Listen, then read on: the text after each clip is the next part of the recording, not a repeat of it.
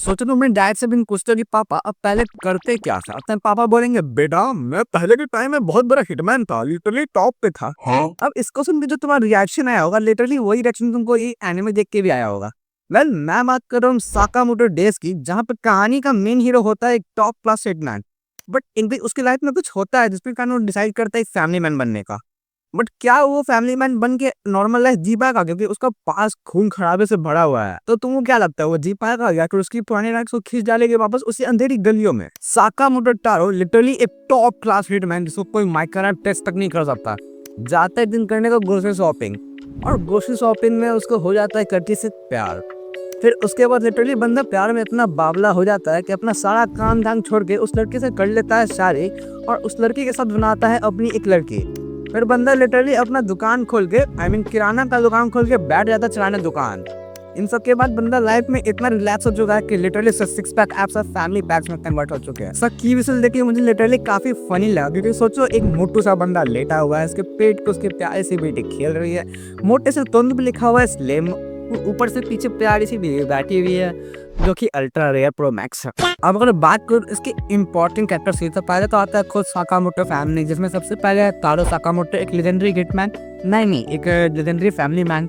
उसके अलावा इसकी वाइफ आओई साकामोटो, एक ग्रोसरी गर्ल। फिर है इन दोनों की बेटी हाना साकामोटो, स्कूल जाती हुई बच्ची। उनके अलावा दो और लोग इनके साथ रहते हैं, पहला शिन, एक नौजवान हिटमैन जिसके पास पावर से साइकिक पावर, बेसिकली तो दिमाग पढ़ने की और कंट्रोल करने की।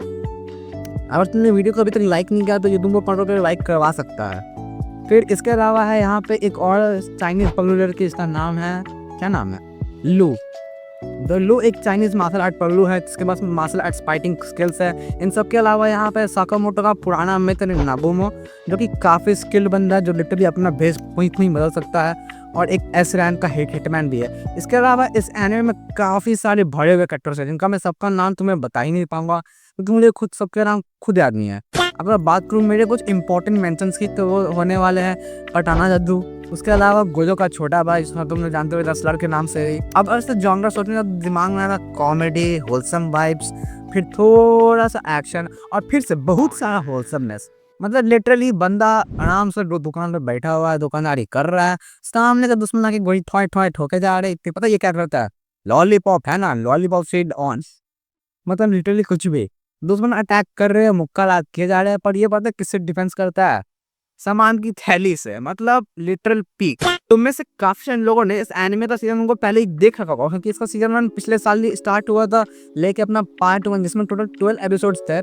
बट इसका सीजन को काफी ज्यादा कंट्रोवर्शियल स्टार्ट झेलना पड़ा था, क्योंकि इसके रिलीज होने से पहले ही बहुत हाइप बन चुका था कि साकामोटो आ रहा, साकामोटो एकदम टॉप नॉच एनिमे होने वाला है।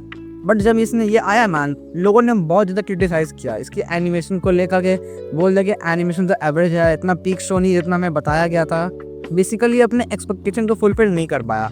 बट सीजन 2 ने सारी कमियों को, भाई साहब पार्ट 2 ने सारी कमियों को फुलफिल कर दिया लिटरली। एपिसोड स्टार्टिंग होता है एक्शन से, अभी तक जहाँ तक मैंने इसको देखा है वहाँ तक हर एपिसोड में हमें बैंगर एक्शन देखने को ही मिला है। मतलब लिटरल चारों ओर खून खराबा है। फाइट्स के अलावा पार्ट 2 फोकस करता है एक्टर डेवलपमेंट में भी, मतलब साकामोटो बनी शिन का, क्योंकि साकामोटो तो ऑलरेडी काफी डेवलप है। लिटरली बंदा एक हिटमैन से एक फैमिली मैन बन चुका है, और क्या डेवलप करेगा इससे ज्यादा।